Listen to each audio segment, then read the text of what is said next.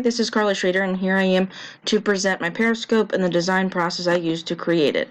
Here's an overall view of the engineering design process that was used. Here is the question, and imagine was that we needed to find a periscope that would help us see over the crowds. So here's my first plan, noting that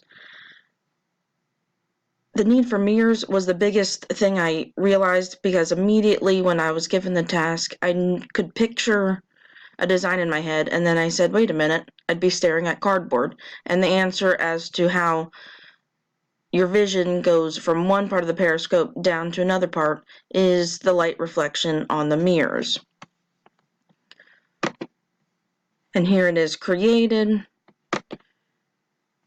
When I actually tried to use it, the toilet paper tubes were more of an abstraction of vision, and actually this particular periscope helped me see down and not up, so it did not do the intended purpose.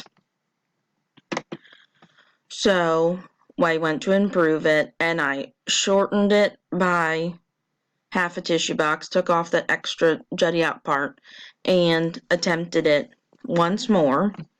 And when I tested out this periscope, which there's two views, the one on the left shows you where you look in, and the one on the right shows where it sees out to what you're trying to view.